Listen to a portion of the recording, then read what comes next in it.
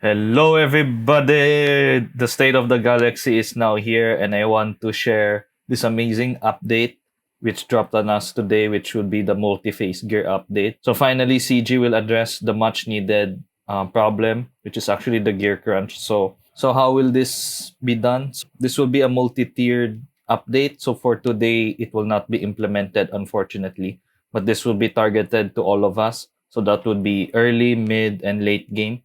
So what will they do? First, they will add more gear to daily challenges, namely the stun guns, stun cuffs, droid collars, and Mark 8 implants. So that is really needed. Second would be the shard shop. They will add more gear to that.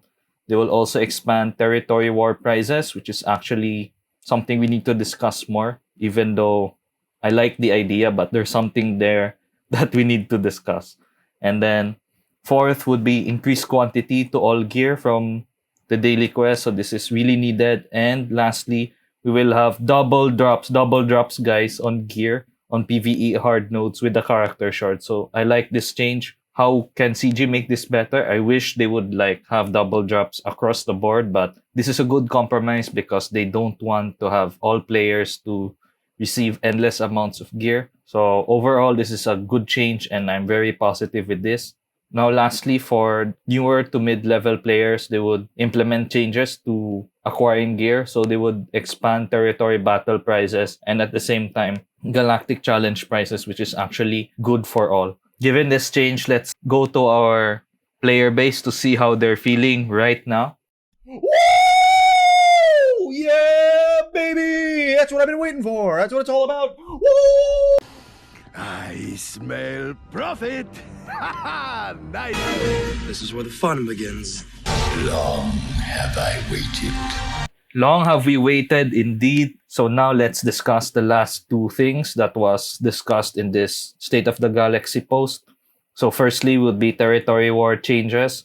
Just to give my thoughts in this, I like that they were able to increase the divisions because it's kind of outdated. I believe the maximum division before was only 240 million GP.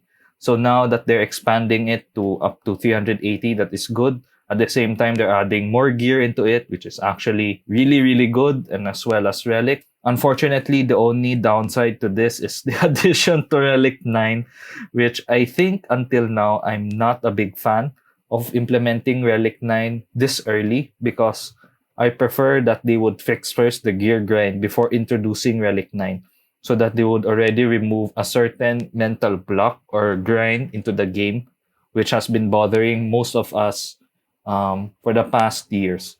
So I still think Relic 9 is too soon.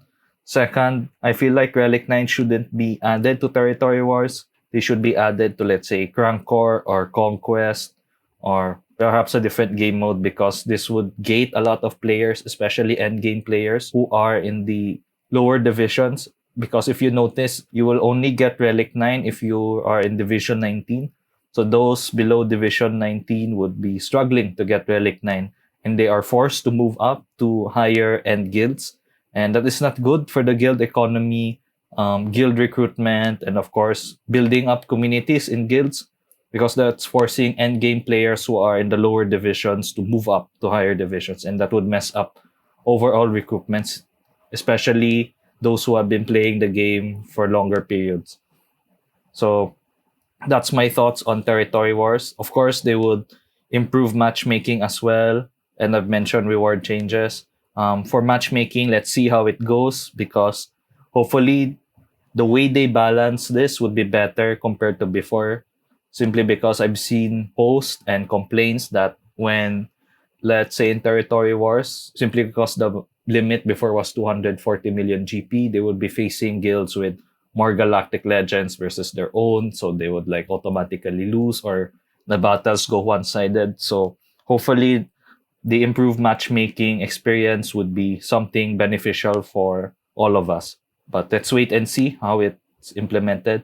So now let's discuss the elephant in the room, which is Relic 9.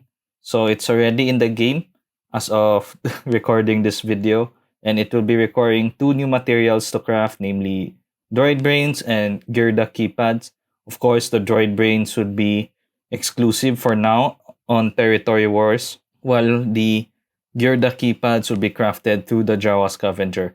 I'm a bit scared on what gear we will be using to scavenge to craft these Gearda keypads. I haven't checked the game actually. I'm just hoping that it will be easily to be crafted gear. Otherwise, if it's like gold pieces or purple pieces, which is actually needed for other relics, then that would be, of course, a gate already for this. Now, lastly, let's discuss the changes to the rewards for Sipit or Crankor. Overall, I think they should have just kept the rewards from ranks 1 to 10. This is because those with better rosters have no incentive now to do the Crankor pit or be less encouraged to do it overall. I feel like this is a give and take from CG where they increase the rewards from rank 11 to 50 and at the same time decrease the rewards from ranks 1 to 10 simply because they're adding arrow magnifiers to territory wars as shown earlier in this video. And that's actually all of my thoughts and insights for the State of the Galaxy. I hope you guys enjoyed this video and of course this new format I'm trying. Leave a comment down below regarding your thoughts about the State of the Galaxy. And to all Star Wars Galaxy of Heroes players out there, stay safe, stay healthy, and may the Force be with you. Have a great and amazing day ahead.